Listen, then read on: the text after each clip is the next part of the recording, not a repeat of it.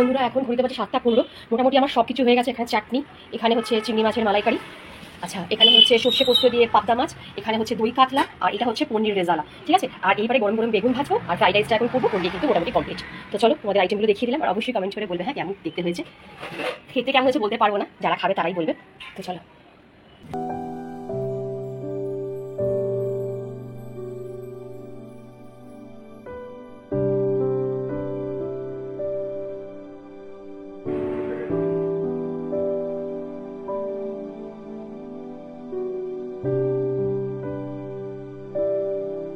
Good evening বন্ধুরা, welcome to my channel. আমি শর্মিষ্ঠা। বন্ধুরা এটা হচ্ছে সানডের ইভিনিংয়ের ব্লগ। সানডে ব্লগটাকে আমি দুটো পার্টে ডিভাইড করেছি, একটা মর্নিংয়ের ব্লগ আর একটা ইভিনিংয়ের ব্লগ। কারণ সানডে অনেক কাজ করেছি, অনেক রান্নাবান্না করেছি, সেটা যদি আমি একটা ব্লগের মধ্যে ইনক্লুড করতাম তাহলে হয়তো তোমাদের দেখতে ভালো লাগতো না, ব্লগটা অনেক বেশি লেন্দি হয়ে যেত। তোমাদের ভালো লাগার দেখেই আমি কিন্তু ব্লগটাকে দুটো পার্টে ভাগ করেছি। একটা পার্ট তোমাদের কাছে চলে গেছে, তোমরা দেখেছো, আর এটা হচ্ছে সেকেন্ড পার্ট। তো বন্ধুরা পনিরটাকে আমি এখানে পিস পিস করে কেটে নিয়েছি। তো বন্ধুরা আমি এখন পাবদা মাছটা করব, তার জন্য আমি এখানে টমেটো দেখো পেস্ট করে নিয়েছি। ঠিক আছে, শুধু টমেটো রয়েছে, আর এখানে আমি ফোড়ন দিয়েছি শুকনো লঙ্কা, সাজিরে। ঠিক আছে, আর কিছু দিইনি। এবারটা তেলটা গরম হয়ে গেছে, এবার আমি পেস্টটা দিয়ে দিচ্ছি, টমেটো পেস্টটা দিয়ে দিচ্ছি। এবার একটু নাড়তে থাকবো।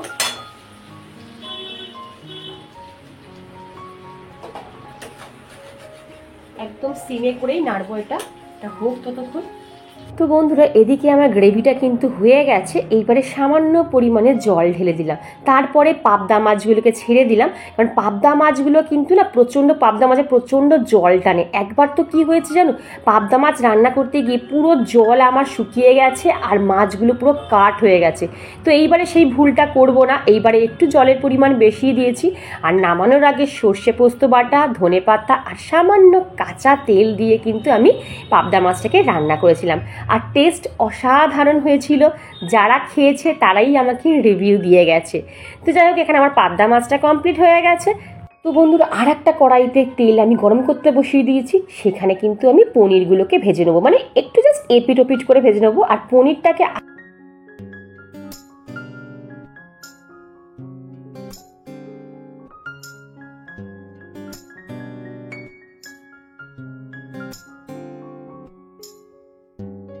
কাতলা মাছের জন্য যে ব্যাটারটা তৈরি করব, এর মধ্যে আমি নিয়েছি শুকনো লঙ্কা, নিয়েছি গোলমরিচ, নিয়েছি মৌরি, নিয়েছি আর কাজু বাদাম নিয়েছি। ঠিক আছে, কাজু, মৌরি, গোলমরিচ আর শুকনো লঙ্কা, আর কিছু না, ব্যাস এইটাই আমি এখন পেস্ট করব।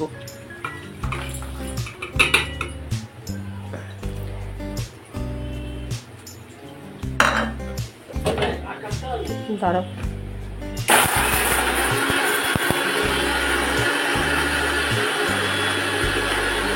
বন্ধুরা এখন কাতলা মাছটা বসাচ্ছি। এর জন্য আমি ফোড়ন দিচ্ছি দারচিনি, এলাচ, লবঙ্গ, আর আমি কালো জিরে ফোড়ন দিয়েছি, আর দেব একটা শুকনো লঙ্কা ফোড়ন, আর অল্প একটু চিনি ফোড়ন দিতে পারো স্বাদ মতন। একটুখানি আমি চিনি ফোড়ন দিচ্ছি রং হওয়ার জন্য। ফোড়নটা ভালো করে হোক, তারপরে আমি এর মধ্যে বাটা পেঁয়াজ দেবো। ঠিক আছে, আমার এটা এত কম।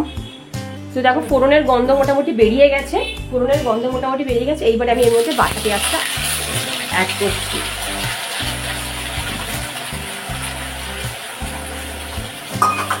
পেঁয়াজ কিন্তু সবসময় নাড়তে থাকবে, নাহলে কিন্তু পেঁয়াজটা পুড়ে যায়, বাটা পেঁয়াজ তো।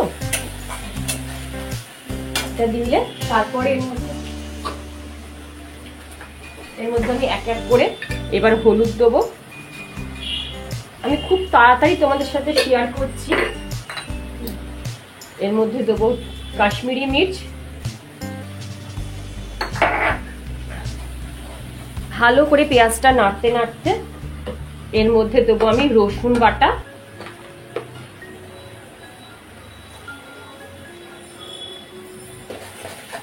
আদা বাটা দিতেও পারো, নাও দিতে পারো, অপশনাল। আর ধনের গুঁড়োটা দেওয়া যেত, কিন্তু আমার কাছে একদম ধনের গুঁড়োটা নেই, আমি দিতে পারবো না। চলো এটা কষে নিই, তারপরে আবার তোমাদের সাথে ফিরছি। এইবারে আমার পেঁয়াজ দেখো মোটামুটি মশলা ছেড়ে গেছে। এইবারে আমি যে বেটে রেখেছিলাম, যেটা মৌরি, পোস্ত, কাজু আর যেটা বেটে রেখেছিলাম সেটা এবার মধ্যে দিয়ে দিলাম।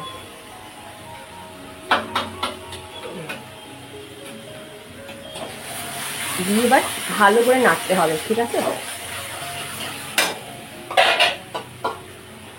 আর বন্ধুরা দেখো নাড়তে নাড়তে কিন্তু মশলার থেকে তেল ছেড়ে গেছে। এরপর কিন্তু আমি একটা একটা করে কাতলা মাছ এই ব্যাটারটার মধ্যে দিয়ে দেবো, মানে এই মশলাটার মধ্যে দিয়ে দেবো। তারপরে না মাছের সাথেই এই মশলাটাকে ভালো করে কষাবো, যাতে মশলার গন্ধটা বা মশলার স্মেলগুলো যাতে মাছের ভেতর ঢুকে যায়। তোমরা অনেকেই তো দই কাতলা অনেকভাবে করেছো, একবার আমি যে রেসিপিটা তোমাদের সাথে শেয়ার করলাম এইভাবে একবার করো। মৌরি যেটা আমি যা যা বাটা তোমাদের দেখিয়েছি সেই রকম করে একবার দেখো বন্ধুরা, বিশ্বাস করো পুরো অন্যরকম টেস্ট হয়েছে। মানে আমি রান্না করেছি বলেই বলছি না, যারা খেয়েছে তারা প্রত্যেকটা মানুষ বলেছে যে কাতলা মাছটা একটু অন্যরকমই খেতে হয়েছে। আর এখানে দেখো নামানোর আগে কিন্তু এবার ফ্যাটানো টক দই, অবশ্যই জল ঝরানো ফ্যাটানো টক দইটা দিয়ে দিলাম। টক দইয়ের পরিমাণ কিন্তু বেশি দেবে না, তাহলে কি বলতো বেশি টক টক হয়ে যায়।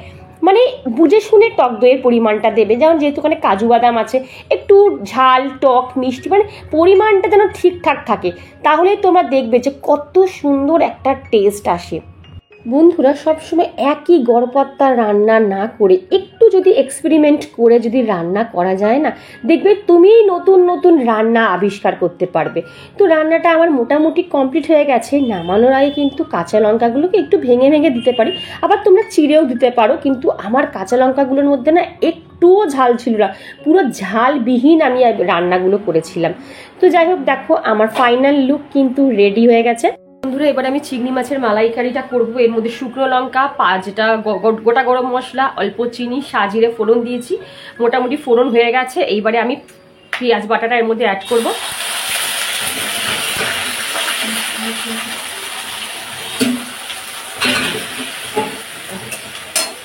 সেম আমি এর মধ্যে একই জিনিস, কাশ্মীরি মির্চ আর দেব হলুদ, আর দেব এখানে হচ্ছে পরিমাণ মতো নুন।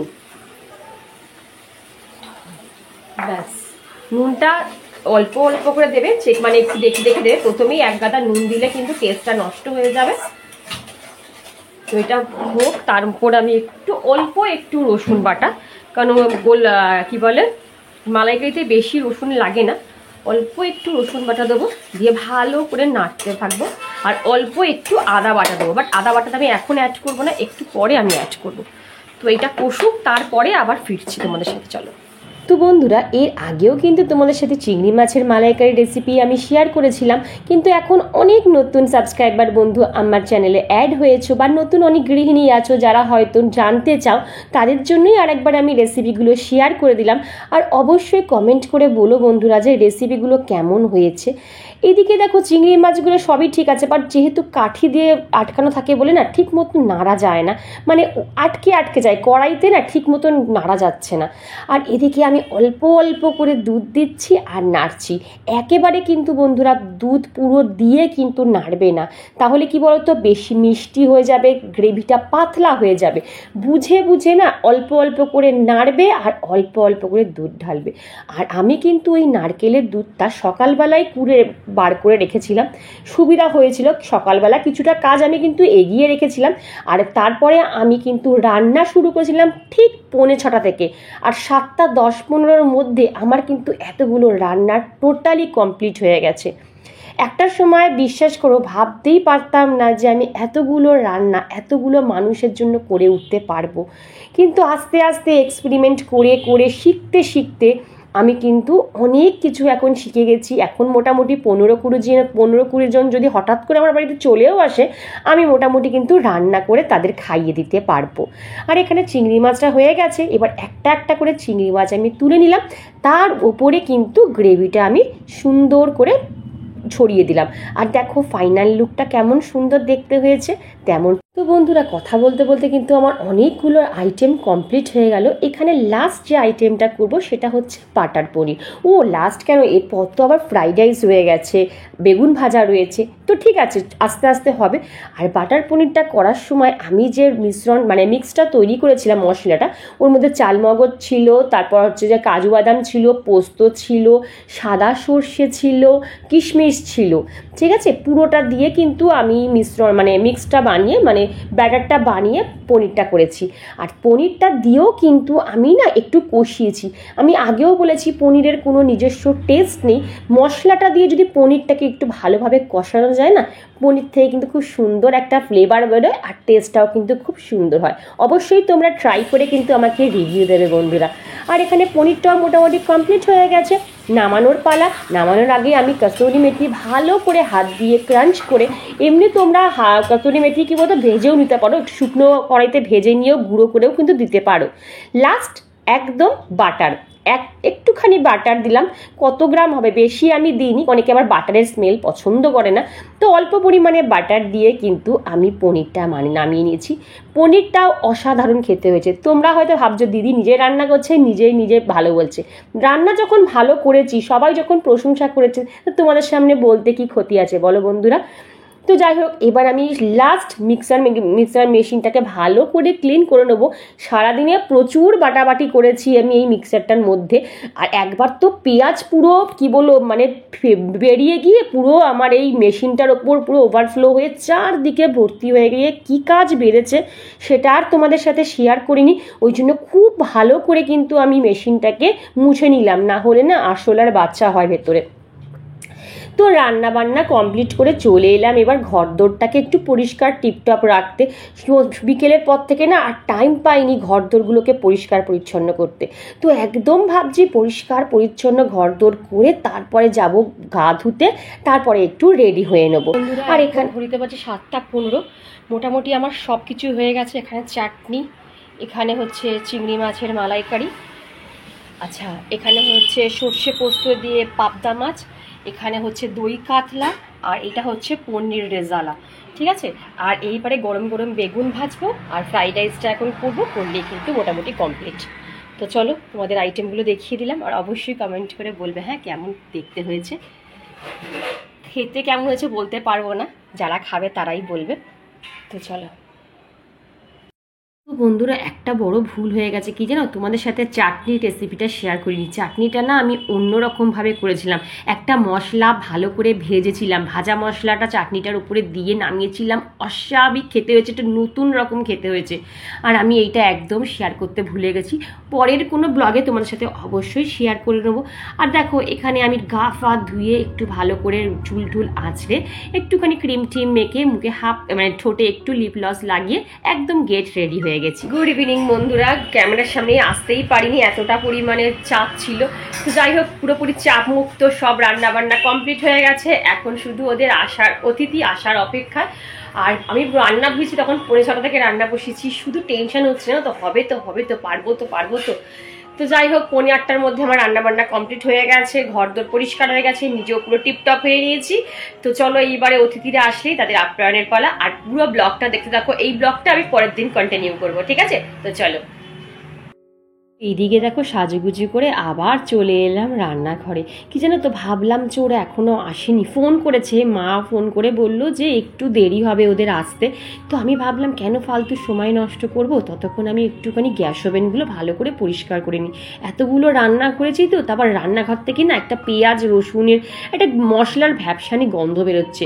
তাই যে ক্লেনজারটা আমি কিচেন ক্লেনজারটা যেটা আমি বাড়িতে বানাই, সেটা দিয়েই কিন্তু ভালো করে না আমি গ্যাস ওভেন রান্নাঘর পুরো পরিষ্কার করে নিয়েছি। তাহলে কি বলতো, আমার কাজটাও এগিয়ে থাকলো, কারণ আমার কিন্তু এরপর এডিটিং আছে, রাতে যতই রাত হোক আমায় কিন্তু পরের দিনের ব্লগ এডিট করে শুতে হবে। আর এইখানে দেখো আমার কিন্তু ওটাকে কি বলে ফ্রাইড রাইস তৈরি হয়ে গেছে, মাঝে মাঝে তুতলে যাচ্ছি আমি। ফ্রাইড রাইস তৈরি হয়ে গেছে। এখানে না ফ্রাইড রাইসটা অল্প পরিমাণেই করেছিলাম, অপশনাল রেখেছি, সাদা সরু চালেরও ভাত রেখেছি, আবার ফ্রাইড রাইসও রেখেছি, ওটা বাটার পনির দিয়ে খাবার জন্য করেছিলাম। তো দেখো ওনারা চলেও এসেছে, আর আমি এইবারে না একটা করে পদ বাড়তে শুরু করি। অনেকটা রাত হয়ে গেছে আর ওরা বাড়িও যাবে। এইবারে বলি কিছু কিছু আইটেম কিন্তু আমি হাত দিয়ে বেড়েছিলাম, যেমন ধরো পাবদা মাছটা, কারণ পাবদা মাছ খুব নরম হয়, ওটা যদি আমি খুন্তি দিয়ে বা হাতা দিয়ে তুলতে যাই না তাহলে কিন্তু দুয়াদঘানা হয়ে যাবে। তো ওই জন্য দেখো আমার হাত কিন্তু একদম সাবান দিয়ে পরিষ্কার পরিচ্ছন্ন করেই কিন্তু আমি খাবারগুলো বাড়ছি। আর তারপরে দেখো পুরো খাবারের ভিডিও আমি তোমাদের সামনে শেয়ার করতে পারলাম না, কি জানো তো, কোনো মানুষকে খেতে দিচ্ছি, সে হয়তো স্বাচ্ছন্দ্য বোধ করে তৃপ্তি সহকারে খাচ্ছে, আর সেটাকে আমি ভিডিও করব, সে আনইজি ফিল করতেও পারে। তো ওই জন্য না আমি খুব একটা দেখবে খাবার ভিডিও আমি তোমাদের সামনে দেখাই না আমার ব্লগের মধ্যে। আর কেউ যদি ধরো পারমিশন দিল যে হ্যাঁ তুমি করতে পারো, তবেই আমি করি, না হলে কিন্তু আমি ঠিক একটা করতে চাই না। আমার নিজেকে না খুব একটা ছোটো মনে হয় যে কাউকে আমি খাওয়াচ্ছি আর সেটা ভিডিও করে আমি তোমাদের দেখাবো, এটা আমি নিজের কাছে না খুব গিল্টি ফিল করি। দেখো পাবদা মাছটা কিন্তু আমি হাত দিয়ে তুলছি, তোমরা হয়তো বলবে দিদি তুমি পাবদা মাছটা কেন হাত দিয়ে তুলছো? ওই একটাই কারণ, যদি ভেঙে যায় ওই জন্য কিন্তু আমি হাত দিয়েই তুলছি।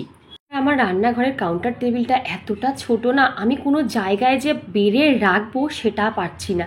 ওই একটা একটা করে বাড়ছি আর মাকে বলছি মা তুমি একটু দিয়ে আসো, কারণ একবারে যে আমি রেখে সার্ভ করব সেইটুকু না আমার করার জায়গা নেই।